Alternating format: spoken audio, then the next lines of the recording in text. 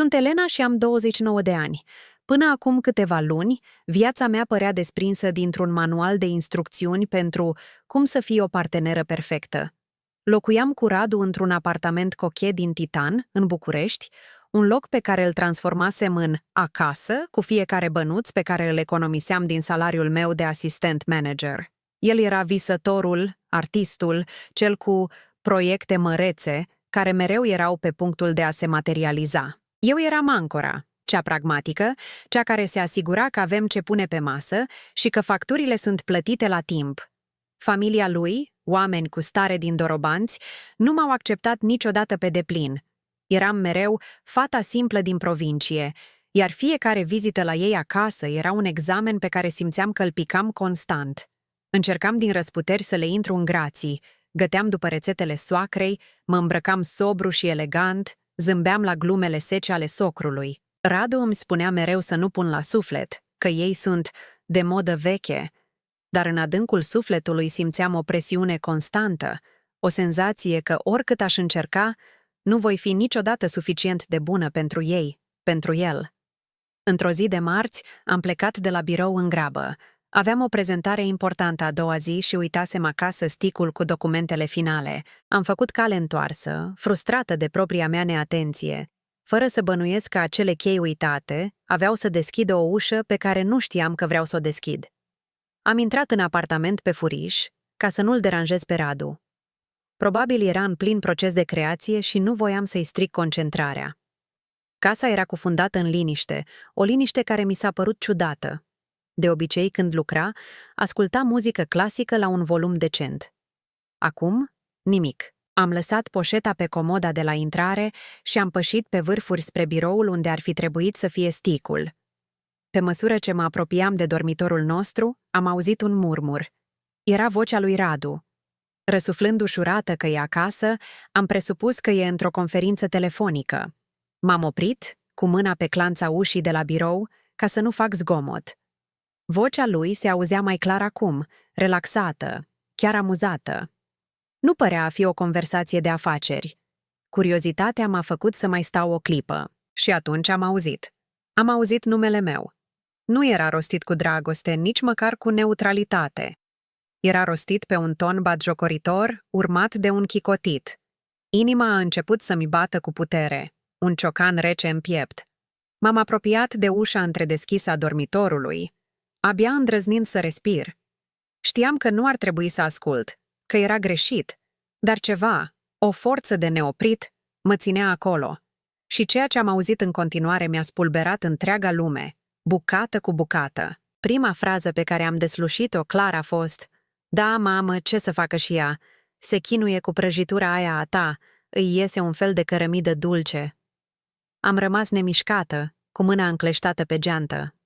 Vocea lui Radu continua, plină de o cruzime pe care nu i-o cunoșteam. „Și crede că te impresionează. E simpatică în naivitatea ei, nu-i așa? Se agită, săraca, să pară ce nu e. Crede că dacă pune o față de masă scumpă, uităm de unde a plecat.” Auzeam și vocea mamei lui în telefon, subțire și veninoasă, aprobând fiecare cuvânt. Râdeau. Râdeau de mine, de eforturile mele, de dorința mea de a fi acceptată. Fiecare cuvânt era un pumnal. Ambiție? Care ambiție? E mulțumită cu jobul ei la cutie să numere facturi. E perfectă pentru asta. Îmi plătește mie chiria cât timp lucrez la proiect. Măcar la atât e bună. Apoi a urmat lovitura de grație. „E doar o etapă, mamă, o trambulină. Când voi da lovitura, am nevoie de cineva de nivelul meu, înțelegi?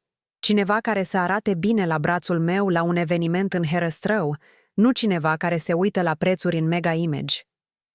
Am simțit cum mi se taie respirația. Aerul din jurul meu părea vâscos, greu de inspirat. Omul pe care îl iubeam, pentru care făceam sacrificii, mă vedea ca pe o investiție temporară, un obiect utilitar. Nu eram partenera lui, eram o resursă, o trambulină. Am făcut un pas în spate, în tăcere, simțind cum podeaua fuge de sub picioare.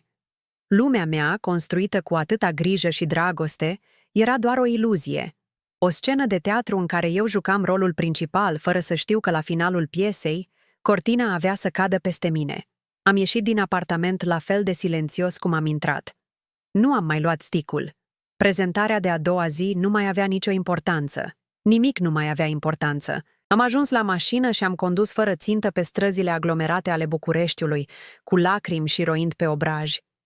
Fiecare semafor roșu era o tortură, un moment în care imaginile și cuvintele lui Radu mi se repetau în minte. O trambulină, săraca, măcar la atât e bună. M-am simțit goală, umilită și incredibil de singură. Ani de zile de iubire, de sprijin, de compromisuri, totul era o minciună. El nu mă iubise niciodată. Mă folosise. Și cel mai dureros era că eu îl lăsasem. Eu fusesem cea care își pusese visele pe pauză pentru ale lui, cea care acceptase privirile superioare ale familiei lui, crezând că dragostea noastră va compensa totul. Acum vedeam clar. Dragostea mea era singura reală în această ecuație. A lui era doar un calcul rece. Am parcat pe o străduță lăturalnică din Vitan și am plâns până nu am mai avut lacrimi. Când m-am oprit, în locul durerii a început să se nască altceva. O furie rece, tăcută, o determinare. Nu știam ce voi face, dar știam un singur lucru. Fata naivă de care râdea el la telefon cu mama lui tocmai murise. Povestea mea te-a prins? Dacă da, nu uita să te abonezi la canal și să apeși pe clopoțel ca să nu ratezi continuarea. Când m-am întors acasă în acea seară, eram o altă persoană. Am șters urmele lacrimilor, mi-am compus o mască de normalitate și am intrat pe ușă. Radu era pe canapea, la televizor. "Te-ai întors târziu, iubito. Mi-e foame," a spus el, fără să-și ia ochii de la ecran. Înainte, aș fi alergat la bucătărie, vinovată că nu am avut cina pregătită. Acum, am lăsat poșeta jos și am spus calm. "Și mie. Cred că o să comand o pizza. Vrei și tu?" S-a uitat la mine mirat. Era prima dată în 5 ani când nu l-aștepta o masă caldă. Am mormăit un da și s-a întors la filmul lui. A fost primul meu act de rebeliune. Unul mic, aproape invizibil, dar pentru mine a însemnat enorm. A fost o declarație tăcută. "Nu mai sunt servitoarea ta." În zilele următoare, micile acte de sfidare au continuat.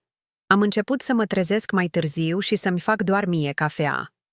Am încetat să-i mai cumpăr țigările și snacksurile preferate când mergeam la cumpărături. Am început să citesc în pat seara, în loc să ne uităm la serialele lui. El era din ce în ce mai iritat. "Ce-i cu tine în ultima vreme? Ești distantă?" mă întreba el.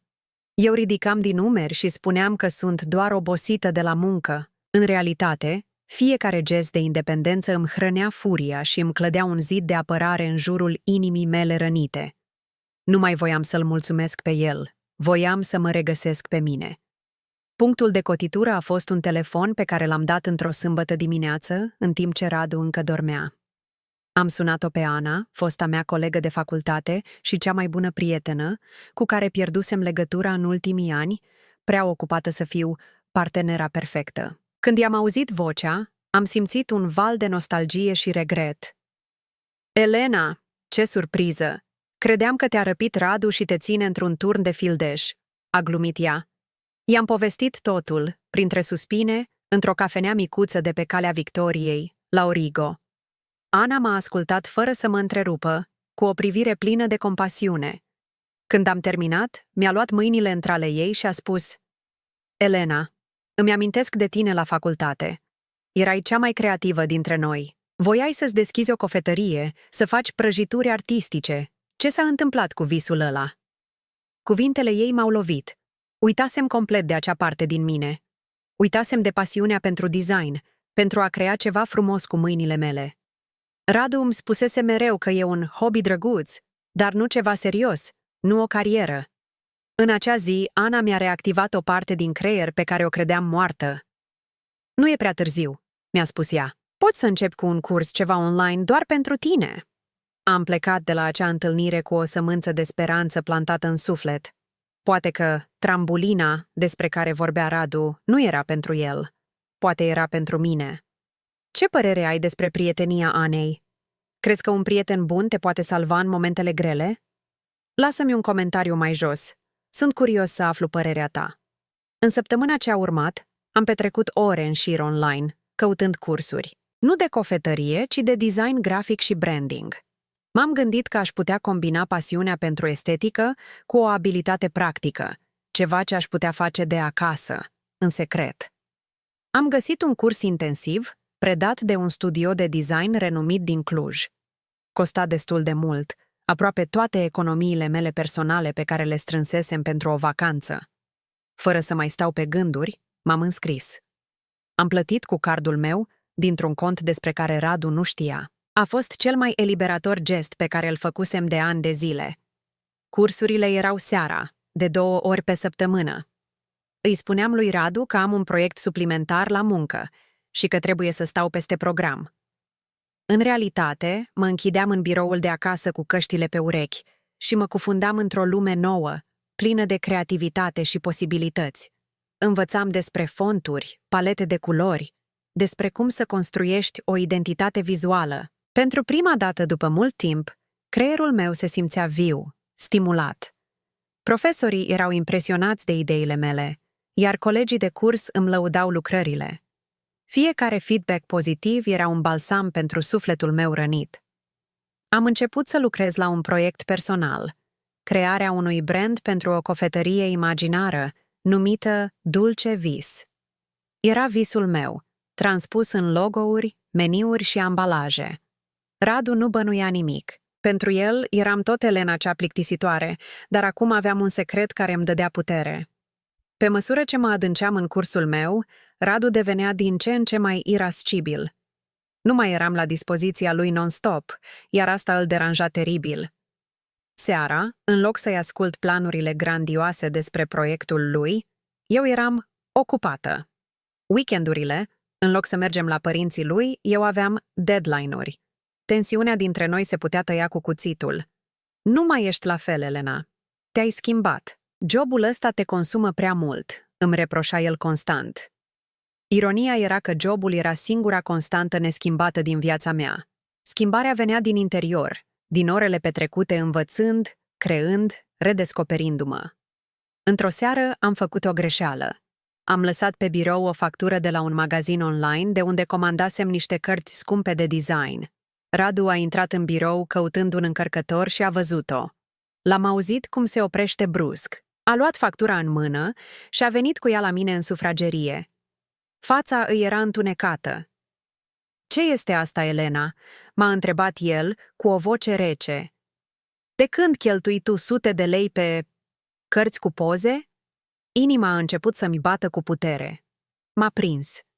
Nu știam ce să spun, cum să explic fără să dezvălui totul. Privirea lui era acuzatoare, de parcă aș fi comis o crimă. Nu mi-aș fi cumpărat niște unelte pentru a-mi construi un viitor. Momentul adevărului sosise și nu eram sigură dacă sunt pregătită pentru el. Te-ai simțit vreodată prins la colț? Dacă da, apasă butonul de like să văd câți dintre voi ați trecut prin asta. M-am uitat la el, la factura din mâna lui și apoi din nou în ochii lui. Femeia de acum câteva luni s-ar fi bâlbâit, și-ar fi cerut scuze, ar fi inventat o minciună. Dar în mine se schimbase ceva fundamental. Am tras aer în piept și am răspuns pe un ton calm, egal, care m-a surprins și pe mine. Sunt cărți pentru un curs pe care îl fac. Un curs de design grafic. Radu a pufnit în râs. Un râs scurt, batjocoritor. Un curs? Ce prostie mai e și asta? Nu ai timp să-mi calci o cămașă, dar ai timp de cursuri? Și pe ce bani, Elena? Pe banii pe care ar trebui să-i punem deoparte pentru viitorul nostru? Pentru proiectul meu? Acela a fost momentul. Cuvintele lui, pline de egoism și dispreț, au fost scânteia care a aprins tot praful de pușcă adunat în sufletul meu. M-am ridicat în picioare. Pe banii mei, Radu, pe care îi câștig muncind 10 ore pe zi, și în timpul meu liber, pe care îl petrec cum vreau eu. Viitorul tău nu mai este singura mea prioritate. Am și eu un viitor. A rămas cu gura căscată. Nu mă mai văzuse niciodată așa. Nu-și imaginase că pot avea o asemenea replică. În ochii lui am văzut confuzie, apoi furie. Nu mai eram trambulina lui docilă. Eram o persoană cu voință proprie, iar asta îl înspăimânta. A plecat trântind ușa dormitorului, lăsându-mă singură în sufragerie. Nu mă simțeam vinovată. Mă simțeam pentru prima dată puternică. Confruntarea aceea a schimbat dinamica dintre noi. Radu a început să mă trateze cu o răceală ostilă, presărată cu comentarii sarcastice despre noua mea carieră de artistă. Dar nu mi mai păsa. Cuvintele lui nu mă mai atingeau. Eram concentrată pe cursul meu și pe proiectul Dulce Vis. Am creat un portofoliu online cu lucrările mele pe care i l-am arătat Anei. A fost atât de impresionată încât l-a trimis unei prietene care tocmai își deschidea o mică afacere cu prăjituri artizanale și avea nevoie de un logo. Așa am primit primul meu client real, o femeie pe nume Maria, plină de entuziasm. Am lucrat zile și nopți la logo-ul ei. Am vrut să fie perfect. Când i l-am prezentat, a fost extaziată. Este exact ce mi-am dorit, dar nici nu știam cum să-l descriu, mi-a spus. M-a plătit. Nu era o sumă mare, dar pentru mine acei bani erau o avere. Erau primii bani câștigați din pasiunea mea, din talentul meu. Erau dovada că pot. I-am arătat lui Radu, într-un moment de naivitate, sperând poate la o urmă de mândrie din partea lui. S-a uitat la bani și a rânjit. Drăguț, ți-ai luat și tu bani de buzunar. Acum poate îți cumperi niște pantofi decenți pentru nunta vărului meu. Răutatea lui nu a făcut decât să-mi întărească hotărârea. Nu aveam nevoie de aprobarea lui. Aveam nevoie doar să cred în mine. Iar fiecare mic succes era un pas mai departe de el și mai aproape de mine. Munca pentru Maria a fost un succes. A fost atât de mulțumită încât m-a recomandat altor 3 antreprenori din rețeaua ei. Dintr-o dată, aveam un flux constant de mici proiecte. Un meniu pentru o cafenea, un afiș pentru un eveniment local, un set de etichete pentru un producător de miere. Am creat o pagină de Instagram unde postam lucrările mele. Fără nicio promovare plătită, doar prin postări constante și folosind hashtag-uri relevante, am început să adun urmăritori. Oamenii erau atrași de stilul meu curat și elegant. Cererile au început să vină direct de pe Instagram. Lucram în fiecare seară și în fiecare weekend. Eram epuizată, dar fericită. Fiecare proiect finalizat, fiecare client mulțumit, îmi umplea un gol din suflet. Am deschis un cont de economii separat, la o altă bancă. Acolo depuneam toți banii câștigați. Vedeam cum suma crește. Încet, dar sigur. Era fondul meu de libertate. Radu observa că eram mereu ocupată și obosită, dar punea totul pe seama jobului meu. Trăiam vieți paralele sub același acoperiș. El, cufundat în proiectul lui care stagna, plângându-se de lipsa de inspirație și de fonduri. Eu, construindu-mi în tăcere o cale de ieșire, un viitor care nu-l includea. Fiecare leu pus în acel cont era o cărămidă la fundația noii mele vieți. Mă simțeam ca un spion în propria casă, dar adrenalina și sentimentul de putere erau copleșitoare. Într-o seară de joi, am simțit că ceva nu e în regulă în momentul în care am intrat în casă. Radu m-a întâmpinat la ușă, ceea ce nu se mai întâmplase de luni de zile. Era îmbrăcat frumos, se bărbierise și mirosea a parfumul scump pe care îl cumpărasem de ziua lui. Pe masă erau 2 pahare și o sticlă de vin. "Bună, iubito," a spus el cu un zâmbet larg, forțat. M-am gândit să avem o seară romantică. Am fost instantaneu suspicioasă. Am jucat jocul lui, m-am așezat la masă, l-am lăsat să-mi toarne vin. A vorbit despre noi, despre viitor, despre cum am trecut printr-o perioadă mai grea. Dar acum totul se va schimba. Apoi a venit momentul. Proiectul meu este pe punctul de a exploda. Am găsit un investitor, dar cere o contribuție inițială, o garanție. Este șansa vieții noastre, Elena. Inima a început să-mi bată mai tare. Știam ce urmează. Am nevoie de ajutorul tău. Am nevoie să luăm un credit, pe numele tău, pentru că tu ai un venit stabil. Îl plătim înapoi în 6 luni, dublu. Este pentru viitorul nostru, iubito.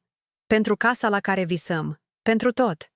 S-a uitat la mine cu ochii lui mari, căprui, aceiași ochi de care mă îndrăgostisem. Acum însă nu mai vedeam în ei dragoste.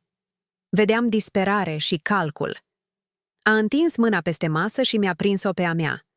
Mâna lui era rece și transpirată. Acesta era testul final.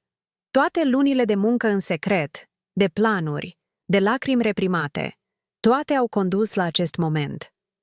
Am rămas tăcută pentru câteva secunde, care s-au simțit ca o veșnicie. M-am uitat la mâna lui care o strângea pe a mea, apoi m-am uitat în ochii lui. Căutam o urmă de sinceritate, de dragoste reală, dar nu am găsit nimic. Doar un actor care își juca rolul vieții. Toată durerea și umilința din ziua în care îl auzisem la telefon mi-au revenit în minte. Toate nopțile nedormite, toate sacrificiile. Am tras aer adânc în piept, simțind cum o liniște neașteptată pune stăpânire pe mine. Mi-am retras mâna dintre lui, încet, deliberat. M-am uitat fix la el și am rostit un singur cuvânt. Un cuvânt pe care nu-l mai folosisem împotriva lui niciodată. Un cuvânt care a atârnat în aerul dintre noi ca o sentință. Nu? Fața lui a trecut printr-o serie de transformări rapide. Zâmbetul fermecător s-a șters, lăsând loc confuziei. Confuzia s-a transformat în neîncredere, apoi în șoc pur. Ce ai spus?" a băigit el. Am repetat, mai ferm de data aceasta. Am spus nu, Radu. Nu voi face un credit pentru tine. A rămas cu gura căscată, ca un pește pe uscat. Liniștea din cameră era asurzitoare. În acea liniște, am auzit zgomotul lanțurilor invizibile care mă legaseră de el, rupându-se unul câte unul. Eram liberă. Reacția lui care a urmat a fost mai rea decât mi-aș fi putut imagina, dar în acel moment nu mi mai era frică. Tăcerea a fost spartă de râsul lui nervos. Nu? Cine te crezi tu să spui nu? După tot ce am făcut eu pentru tine? Te-am scos din provincie, te-am adus la București, te-am educat.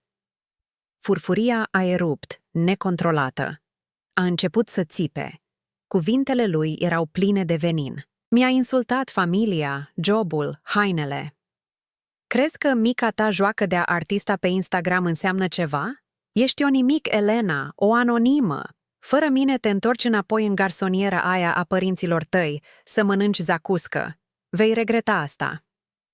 Nu am ripostat. Am stat și am încasat totul, dar cuvintele lui nu mă mai răneau. Erau doar zgomot.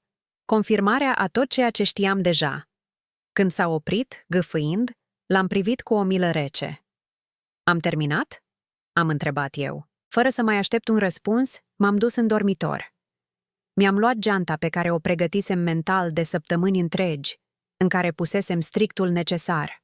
Laptopul, câteva haine, actele și cardul contului meu secret. Când am trecut pe lângă el în drum spre ușă, a încercat să mă prindă de braț. Unde te duci?" a mărâit el. Pleacă de aici și nu vei mai avea la ce să te întorci." Mi-am smucit brațul și am spus, fără să-l privesc, știu. Am ieșit și am închis ușa în urma mea. Sunetul acela, un click sec și definitiv, a fost cea mai dulce muzică pe care o auzisem vreodată. În noaptea aceea, am dormit pe canapeaua Anei, dar am dormit mai bine ca niciodată. Primele săptămâni au fost un vârtej de emoții și logistică. Cu ajutorul Anei, am închiriat un mic apartament studio în cartierul Tineretului, aproape de parc. Era mic, dar era al meu. L-am mobilat cu piese ieftine, dar alese cu gust. Fiecare obiect pe care îl cumpăram era o declarație de independență. Am muncit mai mult ca niciodată. Ziua, la jobul meu de la corporație, iar serile și weekendurile, pentru afacerea mea. Acum, fără să mă mai ascund, puteam să dedic toată energia mea proiectelor de design. Numele meu, Elena Designs, a început să circule în cercurile de mici antreprenori din București. Calitatea muncii mele și profesionalismul de care dădeam dovadă mi-au adus clienți din ce în ce mai mari. Am refăcut identitatea vizuală pentru un lanț de cafenele, am creat ambalajele pentru o linie de cosmetice bio, am proiectat website-ul pentru un festival de film independent. Banii pe care îi câștigam erau reinvestiți imediat. Un laptop mai performant, un abonament la software-uri de specialitate, cursuri de perfecționare. Radu a încercat să mă sune de câteva ori. Nu i-am răspuns. Apoi mi-a trimis mesaje, alternând între scuze mieroase și amenințări. Le-am șters fără să le citesc până la capăt. Trecutul era închis într-un sertar, iar eu nu aveam de gând să-l mai deschid. Eram prea ocupată să-mi construiesc prezentul și să-mi visez viitorul. Un viitor în care singura persoană de care depindeam eram eu însămi. Au trecut 6 luni. 6 luni în care am înflorit. Apartamentul meu din tineretului era acum un sanctuar de creativitate și liniște. Afacerea mea, Elena Designs, nu mai era un secret sau un hobby, ci un SRL în toată regula. Aveam atât de mult de lucru încât am fost nevoită să angajez o studentă la arte, pe Teodora, ca să mă ajute part-time. Era o fată talentată și plină de energie, iar prezența ei în micul meu birou improvizat în sufragerie îmi dădea un sentiment incredibil de mândrie. Eram acum angajator. Într-o zi, am primit un e-mail de la o revistă online de business, destul de populară în București. Voiau să-mi iau un interviu pentru secțiunea lor Startup-uri de succes. Am fost șocată și copleșită de bucurie. Interviul a avut loc într-o cafenea chic din centrul vechi. Am vorbit cu pasiune despre munca mea, despre importanța brandingului pentru micile afaceri și despre parcursul meu. Am evitat, desigur, să menționez detaliile dureroase ale începuturilor mele.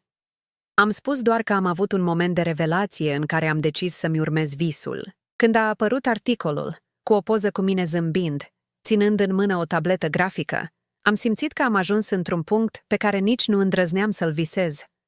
Eram o femeie de afaceri, o poveste de succes. Nu mai eram săraca sau trambulina cuiva. Eram Elena și eram suficientă. Evident, articolul nu a trecut neobservat. Într-o luni dimineață, în timp ce îmi beam cafeaua și planificam săptămâna cu Teodora, mi-a sunat telefonul. Un număr necunoscut. Am răspuns ezitant. Alo, Elena, sunt Doina, mama lui Radu. Vocea ei, la fel de mieroasă și falsă ca întotdeauna, mi-a provocat un fior rece pe șira spinării. Dragă, am văzut articolul. Ce surpriză! Nu știam că te ocupi cu lucruri atât de creative. Felicitări! M-am gândit că ar trebui să ne vedem la o cafea să mai stăm de vorbă. Au trecut atâtea luni. Am ascultat-o în tăcere, simțind cum fiecare cuvânt era încărcat de o curiozitate nesănătoasă și, probabil, de un scop ascuns. Femeia care mă privise de sus ani de zile, care râsese de mine pe la spate, acum mă suna să mă felicite. Era absurd. Am rămas calmă, politicoasă, dar fermă. Vă mulțumesc pentru telefon, doamnă Popescu. Mă bucur că sunteți bine. Din păcate, sunt extrem de ocupată în această perioadă. Programul meu este complet acoperit. Poate cu altă ocazie. Am simțit o pauză la celălalt capăt al firului. Probabil nu se aștepta la un refuz. Înțeleg. Ești o femeie foarte ocupată acum. Ei bine, te las atunci. Să ai o zi bună, a spus ea cu o notă de răceală în voce. Am închis telefonul și am zâmbit. Era o mică victorie, dar una dulce. Nu mai aveam nevoie de validarea ei, așa că invitația ei la cafea era irelevantă. Peste câteva săptămâni am primit o invitație oficială în plic. Era de la verișoara lui Radu, Oana. Se căsătorea. Nunta urma să aibă loc la Palatul Mogoșoaia, un loc extravagant, perfect pentru gusturile familiei Popescu.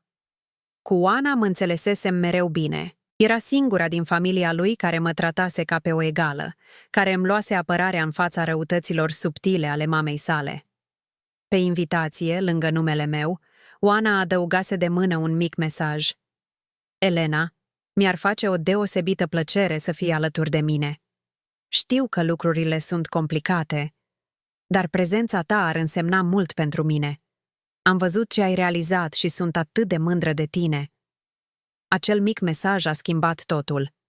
Invitația nu era o obligație socială, era o dorință sinceră. Am stat cu plicul în mână minute în șir, cântărind decizia. O parte din mine voia să stea departe, să nu mai aibă de-a face niciodată cu acea lume. Dar o altă parte, cea mai puternică, simțea că aceasta este oportunitatea perfectă de a închide capitolul. Nu cu scandal, nu cu răzbunare, ci cu demnitate. Să mă duc acolo nu pentru ei, ci pentru mine.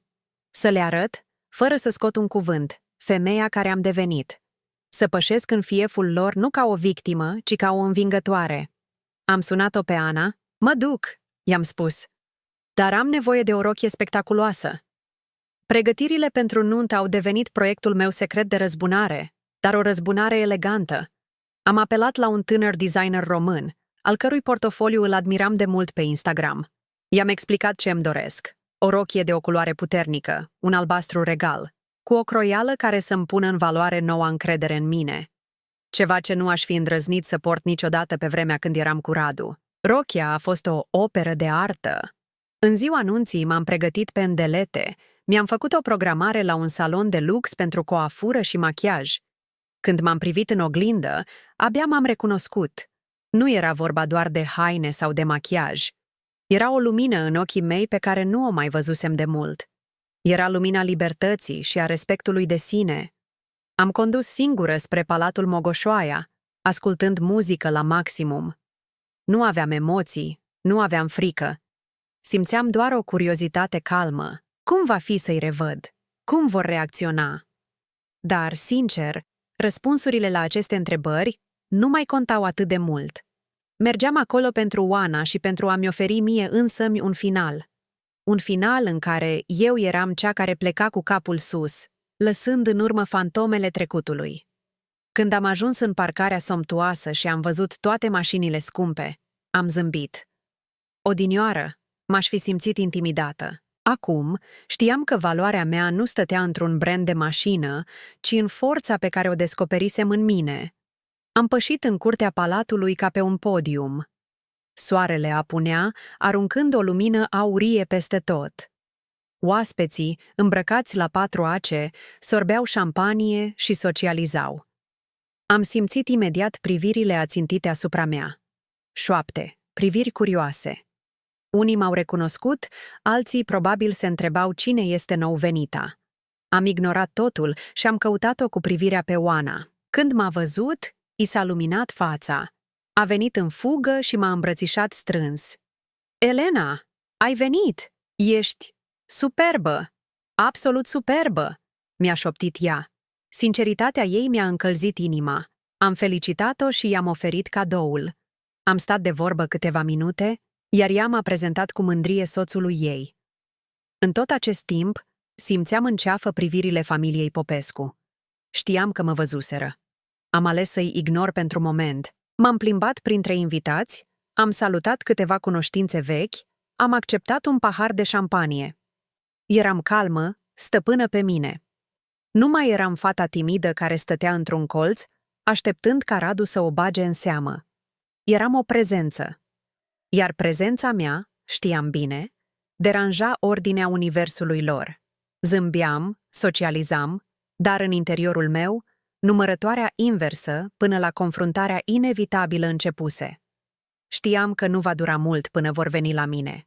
Și au venit. I-am văzut apropiindu-se, o imagine aproape comică în solemnitatea ei. Radu și mama lui, Doina, înaintând prin mulțime ca un mic pluton de execuție. Pe fețele lor se citea un amestec de șoc, neîncredere și o curiozitate prost mascată. Radu era însoțit de o tânără. O fată drăguță, dar cu o privire timidă, speriată, care stătea cu un pas în spatele lui. M-am uitat la ea și am simțit o urmă de milă. Era eu, cu un an în urmă. O nouă trambulină pentru el. Când au ajuns în fața mea, s-a lăsat o tăcere stânjenitoare. Doina a fost prima care a spart gheața, cu zâmbetul ei de fațadă. Elena, dragă, ce neașteptat să te vedem aici. Arăți schimbată. Am zâmbit politicos. Bună seara, doamnă Popescu. Bună seara, Radu. Radu nu spunea nimic, doar se uita la mine, cu ochii mari, de parcă ar fi văzut o fantomă. O fantomă îmbrăcată în albastru regal, care nu mai semăna deloc cu amintirea lui despre mine. Tânăra de lângă el se uita în pământ, stânjenită de situație. M-am uitat la ceasul de la mână, un gest deliberat care să le arate că timpul meu este limitat și prețios. Jocul de șah ajunsese în punctul culminant. Era mutarea lor. Și știam că orice ar fi spus, eu aveam deja șahmat. Doina și-a continuat asaltul de politețuri false. Am auzit că ai o mică afacere, ceva cu desene, pe calculator. Foarte drăguț. Mă bucur că îți găsești de lucru. Disprețul era abia voalat. Este o agenție de branding, doamnă Popescu. Și merge foarte bine. Mulțumesc de întrebare. Am răspuns eu, cu același zâmbet imperturbabil. În acel moment, Radu a părut să-și revină din șoc. A făcut un pas în față, ignorând-o complet pe noua lui parteneră. Elena, putem vorbi o secundă? Doar o secundă, te rog, a spus el, cu o voce stinsă. Tonul lui nu mai era arogant. Era implorator. Mi-a făcut semn să ne depărtăm puțin. Am ezitat o clipă, apoi am acceptat. Eram curioasă să aud ce are de spus. Când am fost suficient de departe de urechile curioșilor, a început. Am fost un idiot, un prost. Știu asta. Am făcut greșeala vieții mele. Totul s-a prăbușit după ce ai plecat. Proiectul, afacerea, e un dezastru. Am pierdut totul. Banii de la investitor tot. M-am uitat la el. Nu mai era artistul visător și arogant. Era doar un om învins. Îmi pare rău să aud asta, am spus eu. Și chiar îmi părea, dar nu pentru el, ci pentru risipa de potențial. El a continuat, disperat. Tu te pricepi la lucrurile astea. La branding, la afaceri. Am văzut articolul. Ești incredibilă.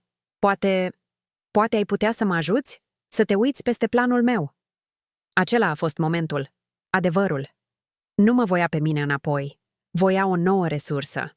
O resursă mult mai valoroasă acum. Femeia de afaceri care ar fi putut să-i salveze corabia de la scufundare. Umilința din ziua în care îl auzisem la telefon a pălit în comparație cu satisfacția rece pe care am simțit-o atunci. Am început să râd.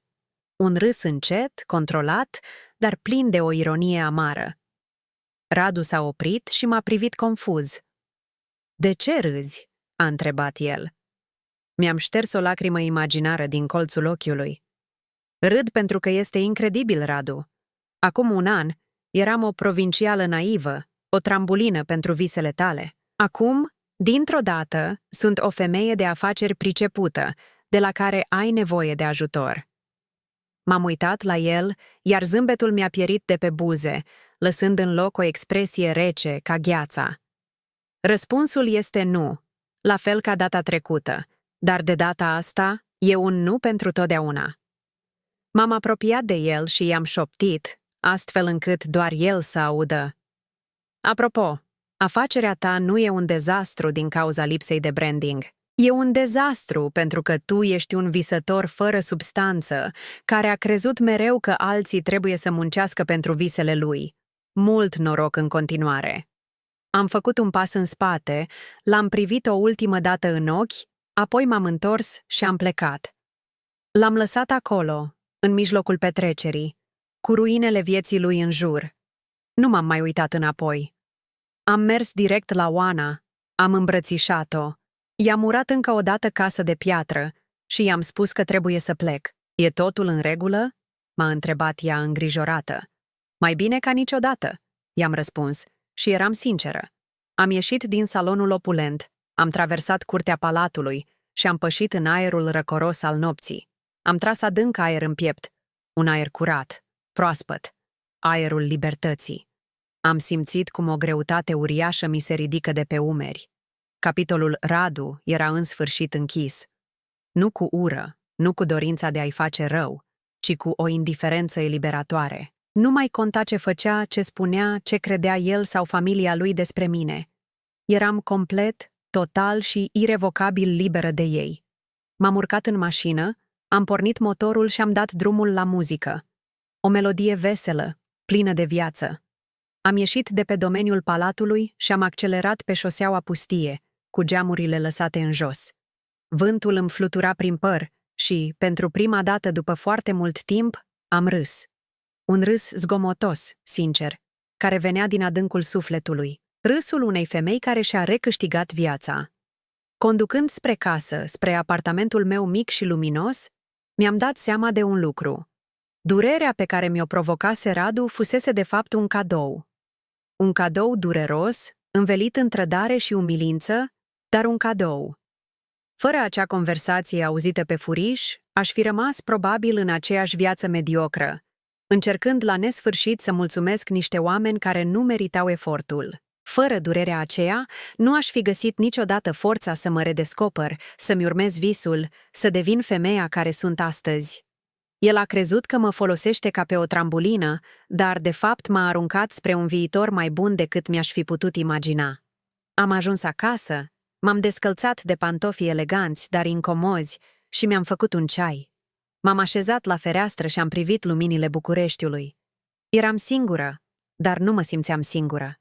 Eram întreagă. Povestea mea este o dovadă că, uneori, cele mai mari trădări ne pot conduce spre cele mai mari victorii personale. Sper că v-a inspirat.